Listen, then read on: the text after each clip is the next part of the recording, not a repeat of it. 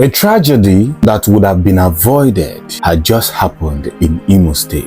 A nursing mother unlived her maid, her underage maid, because she was sitting down watching television with her own children. So this nursing mother came into the probably sitting room and noticed that the maid, probably she has not done what she asked her to do, the house chores, or whatever the case may be. Something might have triggered this anger. She noticed that the maid was sitting down with her own children watching television.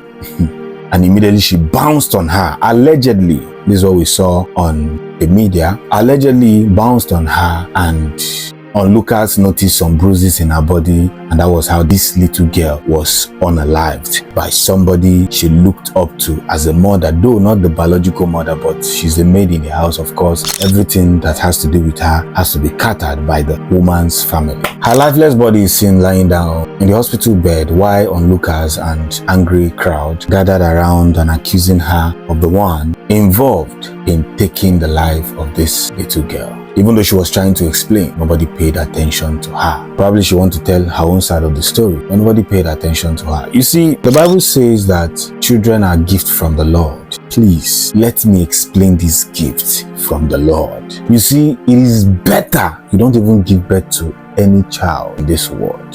It is better for you that you don't give birth to any child in this world than bringing a child to this world only for you to leave them behind, to suffer, for others to decide the kind of life they will live. Forever and ever and ever and ever, the children will never forgive you, and their creators, including their angels, will not forgive you. I think there should be an academic that will be educating parents on this very thing. You know, some pastors will come and tell you that the moment you give birth, doors will open for you. It is only in Africa that I've heard this thing. The moment you get married, doors will open for you, and you are living a planless life. There's no financial security. You don't have financial stability. It's not that you are looking up to make millions, but you don't have any financial stability, and you want to go and bring a wife. You have not fed yourself very well. You are going to bring another human being. Then after bringing that human being, you brought more human beings to the world only for them to be suffering. There are several stories I cannot even share here of people that have shared their stories, how their parents never catered for them. It's not that they don't want to, but the money was not there. And look at this child.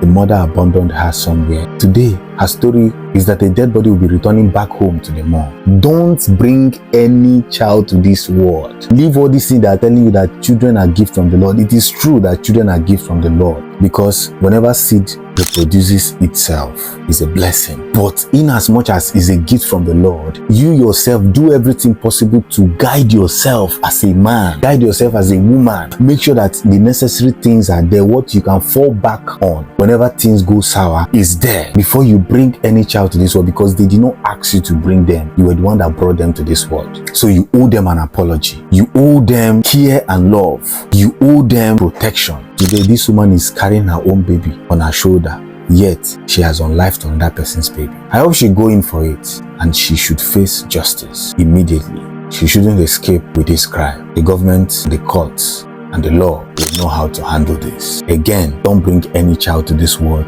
if you are not ready.